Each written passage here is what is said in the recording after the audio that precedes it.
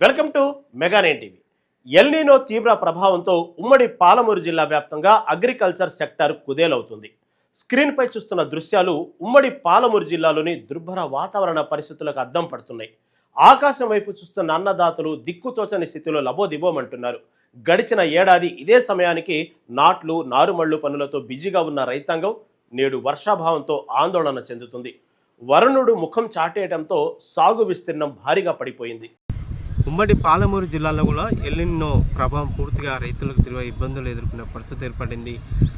Kharif season start అయ్యి 50 రోజులు గడిచినప్పటికీ కూడా ఇప్పటి వరకు సాధారణ వర్షపాతం నమోదు కావడంతో రైతులు ఏ పంటలు వేయాలని దిక్కులని స్థితి ఏర్పడిన పరిస్థితి కనిపిస్తుందని చెప్పుకోవచ్చు. ముఖ్యంగా కొన్ని ఉమ్మడి మహబూబ్నగర్ జిల్లాలో నుండి కొన్ని మండలాలు సాధారణ కంటే తక్కువ శాతం వర్షపాతం నమోదు కావడంతో ఆ మండలాల పూర్తిగా రైతులు సాగు చేయలేని పరిస్థితి కనిపిస్తుంది. ముఖ్యంగా ఉమ్మడి పాలమూరు జిల్లాలో ఉన్నటువంటి రైతులపై ఎల్నినో ప్రభావం ఏ విధంగా ఉందనేది ఈ మెగా నైన్ టీవీలో గ్రౌండ్ రిపోర్ట్లో చూద్దాం.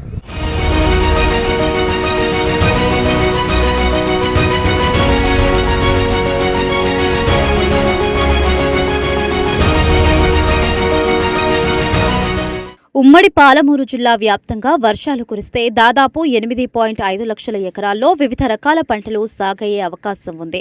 అయితే గత నెల చివరి వారం, ఈ నెల మొదటి వారంలో కురిసిన అల్ప వర్షపాతంతో పత్తి, మొక్కజొన్న, కంది పంటలు కేవలం 2.90 లక్షల ఎకరాల్లో మాత్రమే సాగయ్యాయి. అగ్రికల్చర్ డిపార్ట్మెంట్ లెక్కల ప్రకారం అత్యధికంగా నాగర్ కర్నూల్, జోగులాంబ, గద్వాల జిల్లాల్లో 1,89,000 ఎకరాల్లో మాత్రమే విత్తనాలు వేశారు. మక్తల్, నారాయణపేట, గద్వాల ప్రాంతాల్లో పత్తి రైతులు ఆకాశం వైపు చూస్తూ స్కై వాచింగ్తో కాలం వెళ్లదీస్తున్నారు.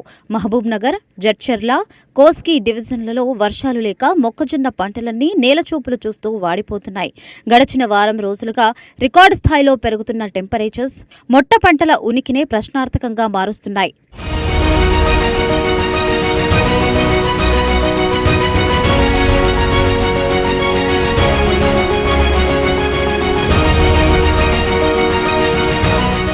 ప్రస్తుతం ఉమ్మడి జిల్లాల్లోని కేవలం 29 మండలాల్లో మాత్రమే సాధారణ వర్షపాతం నమోదైనట్లే వాతావరణ శాఖ చెబుతోంది.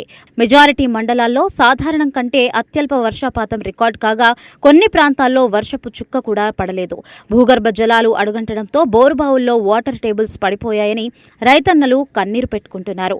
వ్యవసాయ క్యాలెండర్ ప్రకారం ఆరుద్ర కార్తె ప్రవేశించినా ఇప్పటికీ దుక్కులు దున్నే పరిస్థితి లేకుండా పోయింది.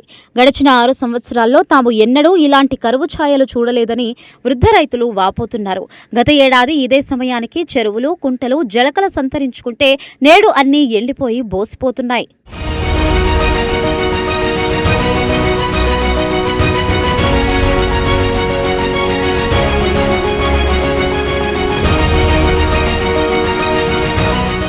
ఎల్నినో ఎఫెక్ట్తో వర్షాలు లేక తొలి దశలో వేసిన ముట్ట పంటలు మొలకెత్తకుండానే భూమిలోనే పడిపోతున్నాయి. విపరీతంగా పెరిగిన ఎరువులు, హైబ్రిడ్ విత్తనాల ధరలతో రైతులు పెట్టుబడి వ్యయం భారీగా పెరిగిపోయింది. మార్కెట్లలో ప్రైవేట్ వడ్డీ వ్యాపారుల వద్ద చేసిన అప్పులు తీర్చే దారి లేక అన్నదాతలు తీవ్ర ఆందోళన చెందుతున్నారు. ఈ క్లిష్ట పరిస్థితుల్లో జిల్లాల వారీగా నష్టపోయిన రైతులను ప్రభుత్వాలు వెంటనే ఆదుకోవాలని డిమాండ్ వ్యక్తమవుతోంది. పరిస్థితి ఇలాగే కొనసాగితే రాబోయే రోజుల్లో గ్రామీణ ప్రాంతాల్లో మనుషులు, మూగజీవాలకు తాగునీటి ఎద్దడి తప్పదు.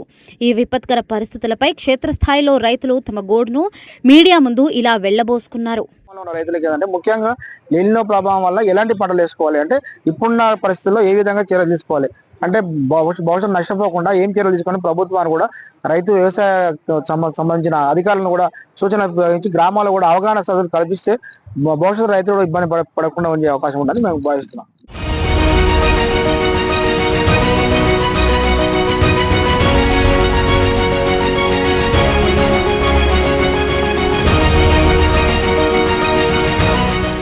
ఎల్నినో కరువు ఛాయలతో ఉక్కిరిబిక్కిరవుతున్న పాలమూరు రైతాంగాన్ని ఆదుకునేందుకు వ్యవసాయ శాఖ అధికారులు పలు ప్రత్యామ్నాయ చర్యలను సూచిస్తున్నారు. వర్షాభావ పరిస్థితులను తట్టుకునేందుకు ఎలాంటి క్రాప్స్ వేయాలో వివరిస్తున్నారు. మరి వివరాలేంటి అనేది ఇప్పుడు తెలుసుకుందాం. అన్నదాతల ఆందోళనను గమనించిన అగ్రికల్చర్ సైంటిస్టులు, ఆఫీసర్లు తక్షణ ప్రత్యామ్నాయ చర్యలపై దృష్టి సారించారు. వర్షాభావ పరిస్థితులను శాస్త్రీయంగా అంచనా వేసి తట్టుకునే రకాల పంటలనే సాగు చేయాలి అని సూచిస్తున్నారు. రైతులు ఎవరూ కూడా సాహసించిన వరి సాగు వైపు వెళ్లొద్దని అధికారులు స్పష్టమైన హెచ్చరికలు జారీ చేస్తున్నారు. భూమి పూర్తిగా తడిసిన తరువాతే విత్తనాలు డ్రాప్ చేయాలి అని, లేదంటే తీవ్ర నష్టం తప్పదని చెబుతున్నారు. మార్కెట్ డిమాండ్కు తగినట్లుగా తక్కువ కాల వ్యవధిలో చేతికి వచ్చే స్మార్ట్ టర్మ్ క్యాప్స్ ను ఎంచుకోవాలి అంటున్నారు. ఈ విపత్కర పరిస్థితులపై మహబూబ్ నగర్ అగ్రికల్చర్ ఆఫీసర్ నాయక్ మీడియాకు క్లారిటీ ఇచ్చారు. నా పేరు గోవింద నాయక్, జిల్లా వ్యవసాయ అధికారి మహబూబ్ నగర్. అయితే ఈ యొక్క జిల్లా వ్యవసాయ పరమైన జిల్లా కాబట్టి ఈ జిల్లాలో దాదాపుగా సంవత్సరం వానాకాలంలో 3,80,000 నుంచి 4,05,000 వరకు పంటలు, వివిధ పంటలన్నీ సాగవుతాయి. ఇక్కడ ప్రధానమైన పంటలు వచ్చేసి వరి, కాటను, మొక్కజొన్న, కంది ఉంటాయి. అయితే ఇక్కడ ఈ సంవత్సరము వర్షాభావం ఉండడం వల్ల, అంటే ఎల్నినో ఎఫెక్ట్ వల్ల వర్షాభావం ఉంది. ఆ వర్షాభావం ఎల్నినో అంటే ఏంటంటే పసిఫిక్ మహాసముద్రంలో ఉష్ణోగ్రతలు పెరగడం వల్ల వాతావరణంలో ఋతుపవనాలు ఏవైతే ఉన్నాయో వాటి గమనాన్ని మార్చుకొని పడితే ఎక్కువ వర్షం పడుతుంది, లేదంటే అసలే పడదు. పడినా కూడా ఒక వర్షానికి మరొక వర్షానికి చాలా గ్యాప్ ఉండడము. వర్షం రాకపోతే అప్పుడు మనము మామూలు పంటలు వేసుకోవడం కన్నా ప్రత్యామ్నాయ పంటలు వైపు మనం ప్రయాణం చేయాలి. అసలు ప్రత్యామ్నాయ పంటలు అంటే ఏంటి అంటే తక్కువ డ్యూరేషన్ ఉండాలా, డ్రౌట్ కంటే మన బెట్టకి తట్టుకోవాలి.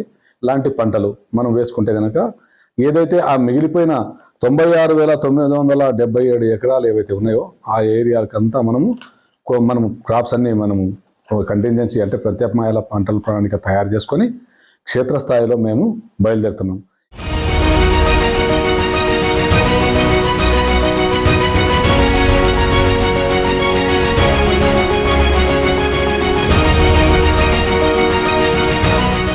ఎల్నినో క్లైమేట్ చేంజ్ కారణంగా పగటి ఉష్ణోగ్రతలు సాధారణం కంటే ఎక్కువగా నమోదవుతున్నాయని సైంటిస్టులు హెచ్చరిస్తున్నారు.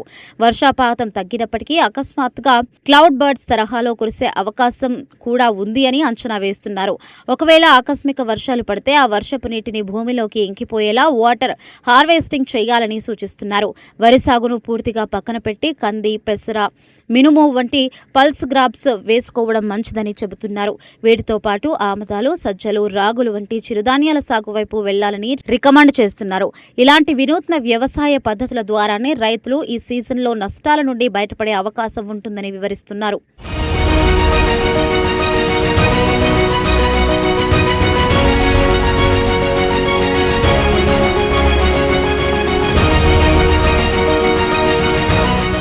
ఉమ్మడి పాలమూరు జిల్లాలో వరుణీకరణ కోసం గ్రామాల్లో ప్రత్యేక పూజలు, యాగాలు నిర్వహిస్తున్నారు. ప్రభుత్వాలు స్పందించి క్లౌడ్ సీడింగ్ లేదా కరువు మండలాల ప్రక్రియపై త్వరలోనే స్పష్టమైన నిర్ణయం తీసుకోవాలని కోరుతున్నారు. సబ్సిడీ విత్తనాలు, ఎరువులను సకాలంలో అందించి ఆదుకోవాలని అన్నదాతలు ప్రభుత్వాన్ని కోరుతున్నారు. అగ్రికల్చర్ ఆఫీసర్లు గ్రామాల్లోనే ఉంటూ రైతులకు ఎప్పటికప్పుడు సలహాలు, సూచనలు అందించాల్సిన అవసరం ఎంతైనా ఉంది. ప్రకృతి వైపరీత్యాలను ఎదుర్కొనేలా ముందస్తు ప్రణాళికలు లేకపోతే రైతాంగానికి కోలుకోలేని దెబ్బ పడుతుంది. మొత్తంగా ఈసారైనా ప్రభుత్వం స్పందించి తమను ఆదుకుంటుంది అన్న ఆశతో పాలమూరు రైతన్నలు ఎదురుచూస్తున్నారు.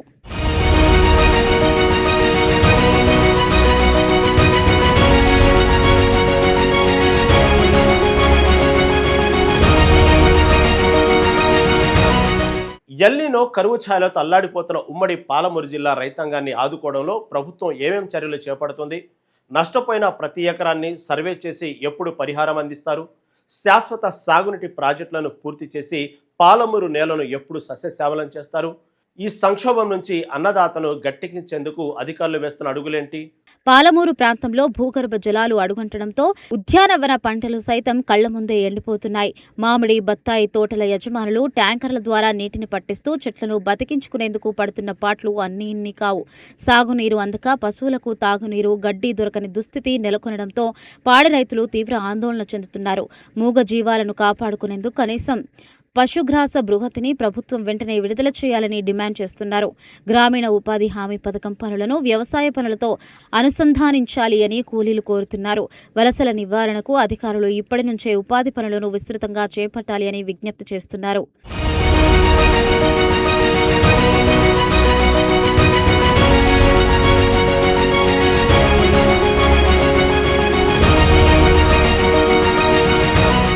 రాష్ట్ర ప్రభుత్వం ముందస్తుగా కరువు నివారణ చర్యలపై సమీక్షలు నిర్వహిస్తూ పరిస్థితులను ఎప్పటికప్పుడు మానిటర్ చేస్తుంది. జిల్లాల వారీగా వర్షపాత నమోదు తీరును, సాగు విస్తీర్ణ వివరాలను ఉన్నతాధికారులు ఎప్పటికప్పుడు సమీక్షిస్తున్నారు. విత్తనాల కొరత తలెత్తకుండా అగ్రికల్చర్ డిపార్ట్మెంట్ ఆధ్వర్యంలో బఫర్ స్టాక్ ను సిద్ధం చేస్తున్నట్లు అధికారులు ప్రకటిస్తున్నారు. రైతులు అధైర్యపడకుండా ప్రత్యామ్నాయ పంటల వైపు మళ్లేలా అవగాహన సదస్సును కూడా ఏర్పాటు చేస్తున్నారు. బ్యాంకుల ద్వారా రైతులకు రీషెడ్యూల్ చేసే ప్రక్రియపై కూడా ప్రత్యేక మార్గదర్శకాలను జారీ చేసే ఆలోచనలో ఉన్నారు. ఆపదలో ఉన్న అన్నదాతలకు భరోసా కల్పించేందుకు అన్ని శాఖల అధికారులు సమన్వయంతో పనిచేయాలని ఆదేశాలు జారీ అయ్యాయి.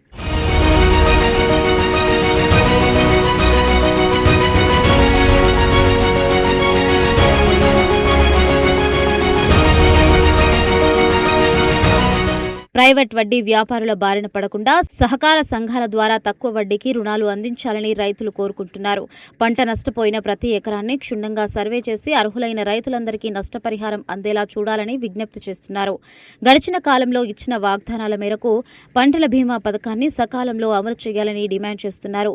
వాతావరణ ఆధారిత పంటల బీమా వర్తింపజేస్తేనే ప్రకృతి వైపరీత్యాల సమయంలో రైతులకు రక్షణ లభిస్తుందని నిపుణులు అభిప్రాయపడుతున్నారు. వ్యవసాయ రంగాన్ని నిలబెట్టేందుకు శాశ్వత సాగునీటి ప్రాజెక్టులను వేగవంతం చేయాలని ప్రజలు కోరుకుంటున్నారు. పాలమూరు, రంగారెడ్డి వంటి ఎత్తిపోత పథకాలను త్వరగానే పూర్తి చేస్తే ఉమ్మడి జిల్లాలకు సాగునీటి కష్టాలు పూర్తిగా తొలగిపోతాయి.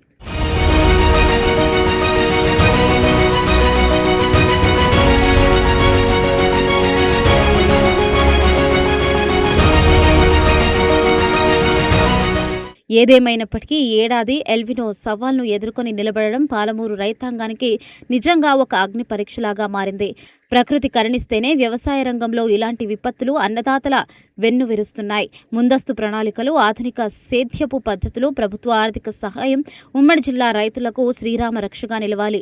క్షేత్రస్థాయిలో ఉన్న కష్టాలను అధిగమించడానికి ప్రతి ఒక్కరూ బాధ్యతగా వ్యవహరించాల్సిన అవసరం ఎంతైనా ఉన్నది.